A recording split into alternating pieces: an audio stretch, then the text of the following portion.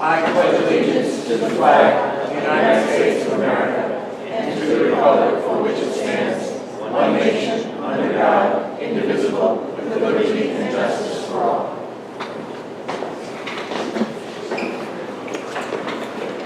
I want to thank you all for coming.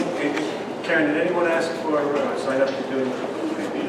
We have no request for public comment or whatnot, but I do want to at least recognize the fact that we have a group of scouts from PAC 25 Warren in our audience tonight. I want to thank them for coming and taking interest in what your local elected school officials do in the administration by our side. So thanks for coming, guys, okay? And come again anytime. We're going to skip over the accolades for now, and we'll address it later.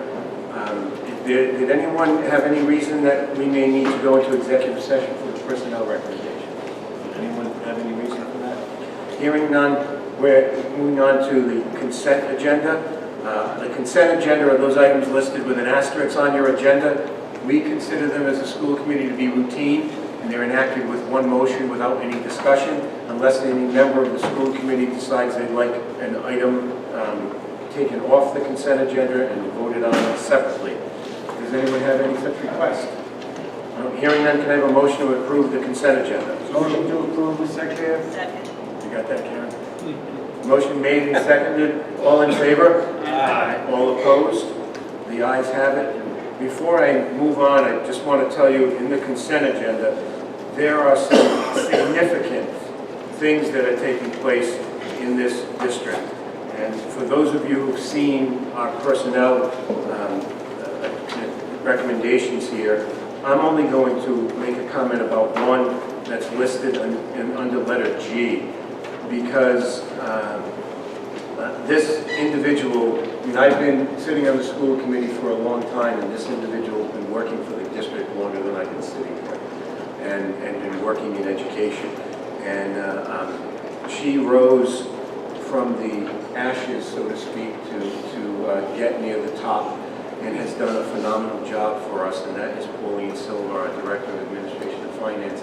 She's going to be retiring and leaving us at the end of the year, end of the school year, and it'll be a tremendous loss in my view and opinion, and I want to thank you for all the years of service.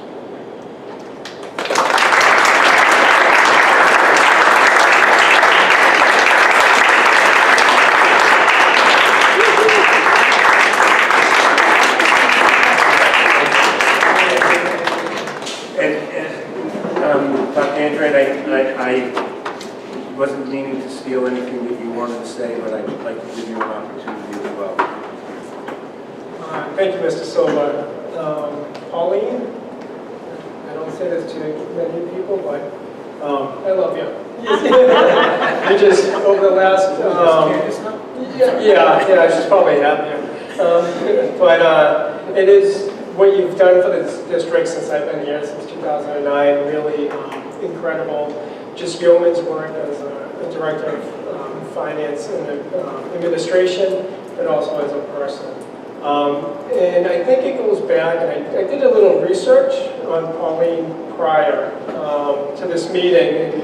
And just not my words or Mr. Silva's or this current committee's words, but going back to letters of acknowledgement. Going back to 1986, I think it's kind of fitting here that Pauline received a letter thanking her for assisting the Boy Scouts of America during their recent unscheduled meeting. It goes on to say, in this instance, working on your own in your capable manner, you were able to satisfy the needs of the Scout group and keep a community organization happy and put the district in the best light. I appreciate the fact that you did this from your home, on your own time, and you were resourceful enough to bring it all together. That goes on a couple of years. It's probably the same path. It could be the same path. I don't know exactly. It doesn't mention it. It goes on further a couple of years later. I feel confident in saying that without you, it would not have gotten done as well in a timely manner. This spirit embodies all the good things that come from the regionalization and bodes well for the future of our district. It's a reflection of Pauline Silva. And then this one, I thought it was just a few years ago, and this is from a parent to the superintendent, talking about how you did some incredible work for the most important people in the district, for students. And in this letter, it says, Pauline single-handedly addressed this concern with the appropriate individuals to ensure that safety was in place without delay. She masterfully coordinated a bus for her son and restored the peace of mind and safety. The Bristol Warren Regional School District is extremely fortunate to have someone of your caliber working in the region. So I just want to echo those words. It's not just in the last couple of years, but with your career that started in 1986 with the district. It just continued to grow. So thank you for all the work you've done over the years, and that you will continue to do through June and after that. And but I want to thank you both professionally and personally. Thanks.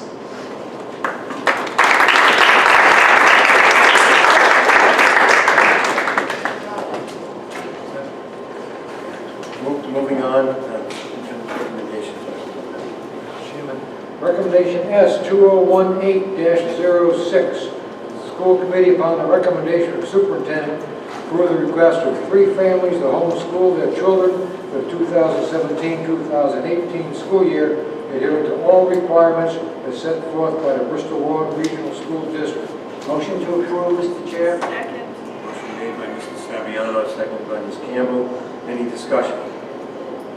My usual question, did these students just move into the district, or? So one family is a continuation. So the student was already in homeschool. It's a reapplication. Another family, they already had one student in the homeschool program and re-entered the sibling. And the third one, we were working with that family on program accommodations. Any other questions? Thank you. On one of them, for a curriculum, it indicated Pear Blossom Private School. Is that an indication that the student is attending a private school, or they're just using the curriculum from that private school? Just using their curriculum. And is that a private school around here, or is that a?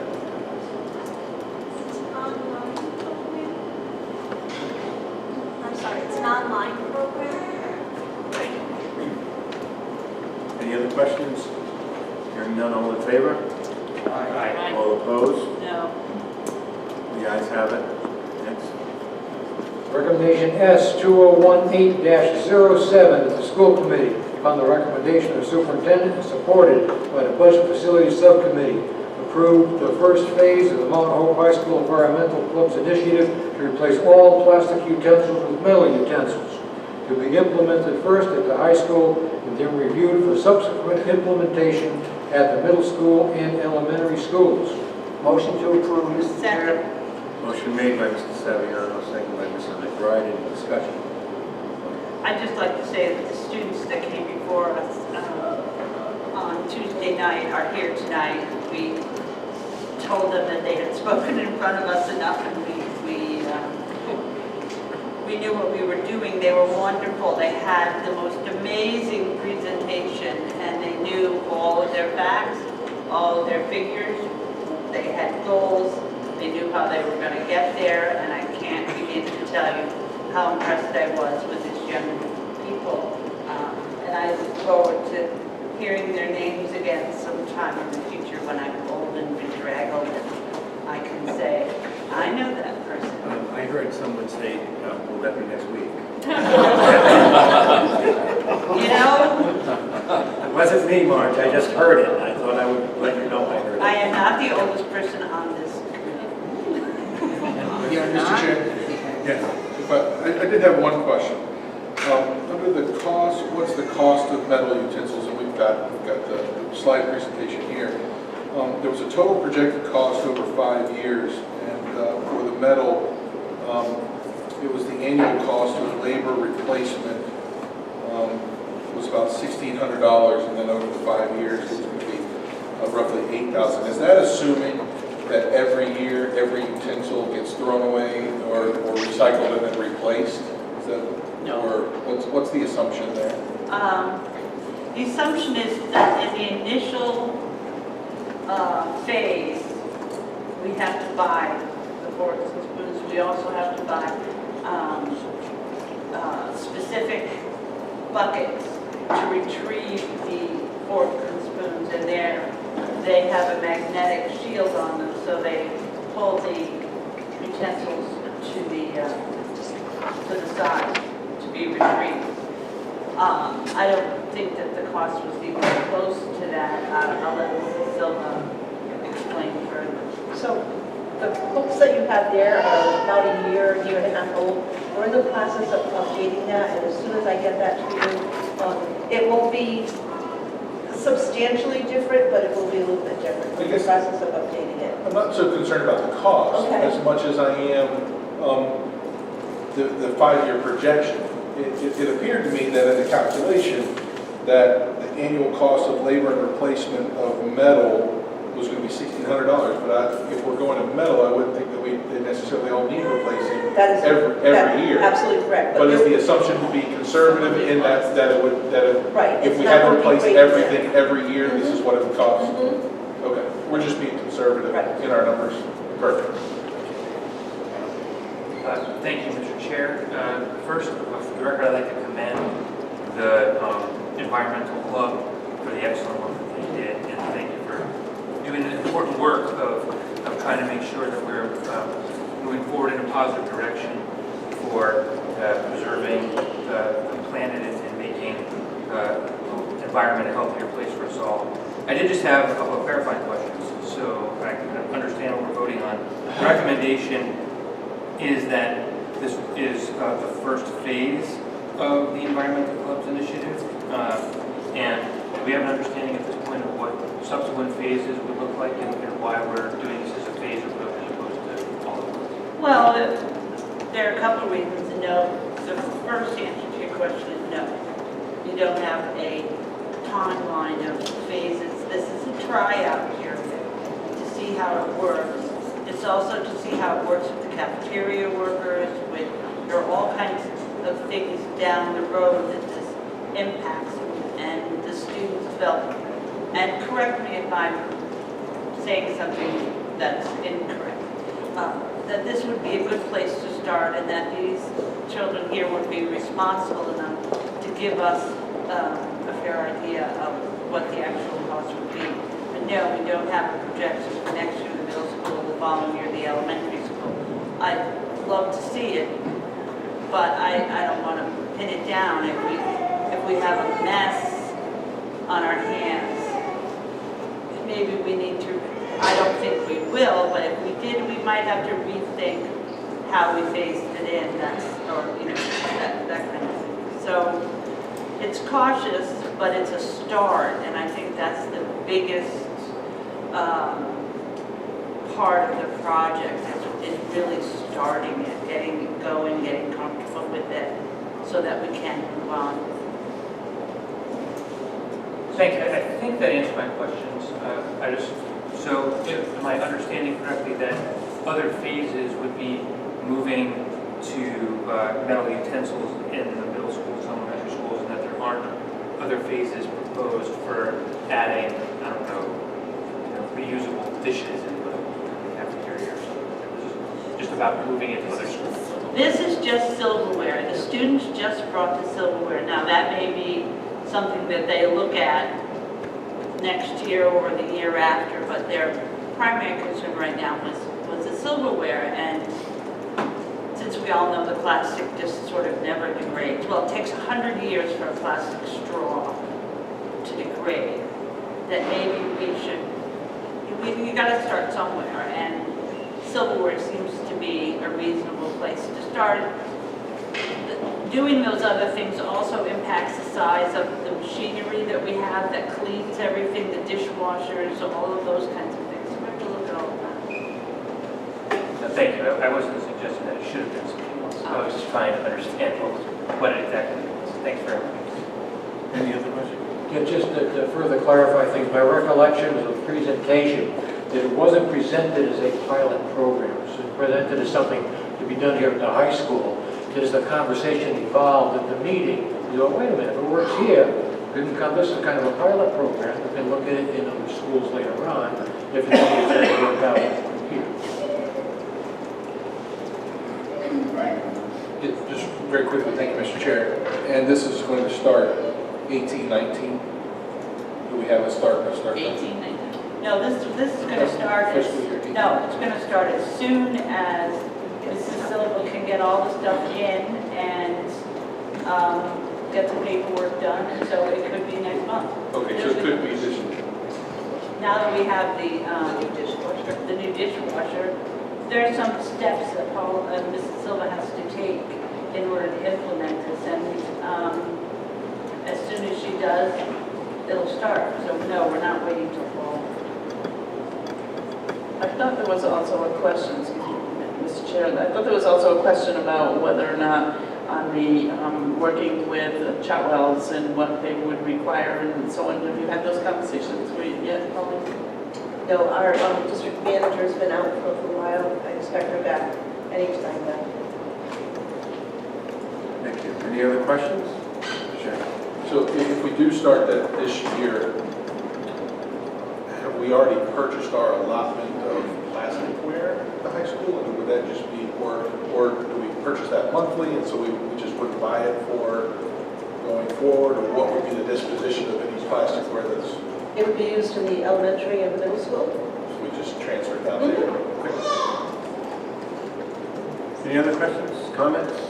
Hearing none, all in favor? Aye. All opposed? The ayes have it. Thanks, great job.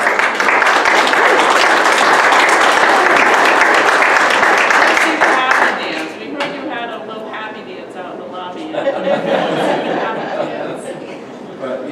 Diana, if you had told me that, Diana, I would have held the vote off until they did it. But when it is implemented, we are going to invite the Phoenix and the children so that the whole district can know what they've done. So we're very, very proud of them. Thanks. We should have like giant spoons and forks, to demonstrate for the high. You know how they have the big checks? You guys gonna have, a ribbon cutting, only have a spoon cutting, across the cafeteria. What? We are guest dancing. We are, yes, we are, yes. All right, thank you. Moving on, Mr. O'Donnell. Chairman, recommendation S2018-08. As the school committee, upon the recommendation of the superintendent, supported by the policy curriculum subcommittee, approve the first reading with the dual and concurrent enrollment policy IGBC. Motion to approve, Mr. Chair. Motion made by Mr. Saviano, second by Mr. McBride. Any discussion? I was going to say in the packet, and I don't know if Aaron, it's the only one Aaron was going to say, it says policy EIGBC Exhibit A, and the policy actually isn't Exhibit A, so the rest is all right. I believe you're in the policies subcommittee. They crossed out. But it's not in the packet, so if anyone was there, they would know it. Any other questions, comments? Sure, I was just wondering if somebody from the policy subcommittee could give a brief description of what is being proposed here and the reasons for it. And it's kind of, I'm not looking for a line-by-line description of the changes here. What's the gist of what's going on? Yeah, so this is a policy that was already in place, as you know. And the reason that it was revisited is because since it's been in place, the high school noticed that some things needed to be changed to make it a better functioning policy. And there were also some new state regulations that came down concerning dual and concurrent. Does that make sense? Yep. any other questions, comments? Hearing none, all in favor? Aye. All opposed? The ayes have it. Moving on to school committee reports and initiatives, budget facilities, March. I would remind everybody that there is a joint finance committee meeting Thursday night here in the cafeteria at 7 p.m. budget. I think Dr. Andre can speak to it. Also, the next budget meeting will be covering all the things that we need to cover to go forward in March to joint finance. So we look forward to seeing you all there. And that's on February 12th at 6 o'clock, Oliver School in the superintendent's office. Dr. Thank you, Ms. Bryan. I do also want to welcome the public to the Joint Finance Committee on this upcoming Thursday. The primary focus of this meeting is to review the budget process and break down our primary funding categories, whether it's salaries, benefits, purchase services. So to get a deeper view of the percentage of each category in making up the overall budget. We want to, again, step back and inform both the public and the Joint Finance Committee on the steps we take in developing our budget, if there's any questions that they have, so that we're a little more transparent moving forward, so that we have a compelling argument in March of why they should fully fund our budget requests. And then again, the history of the role of the funding formula and the impact since 2012 and the changes. So again, Thursday night is really informational of what the budget process is, how our budget is comprised, the impact of the funding formula over the last few years since 2012, and then to answer any questions that the members of the Joint Finance Committee may have on our budget development process. So again, we welcome the public to ask those questions as well. Thank you. Policy and curriculum? Thank you. The next Policy and Curriculum Subcommittee meeting will be Monday, February 5th at 6 p.m. That takes place at the Oliver Administration Building on State Street in Bristol. Everyone is welcome. And the agenda is still mostly to be determined, but we will most likely be starting work on a policy on protocols for reporting suspected sexual abuse. Personnel contract negotiation subcommittee, there's really nothing to report at this time. Wellness, Adam? Sure. Our next meeting of the Wellness Subcommittee will be on February 6th at 7 p.m. at the Cozy Conference Room at the Pool School. And our agenda is to be determined at this point. But everybody, again, is welcome to attend that as well. Mr. Chair. Yes. On the events of the past couple of months, are we considered first reporters, the school committee, as well as teachers and principals? And I would say yes. Thank you. We're all set?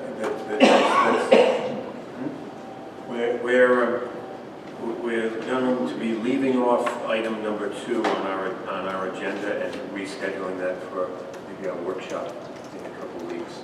So, Monica, could use that. Yes, I move that we adjourn the meeting. Second. Motion made and seconded. Any discussion?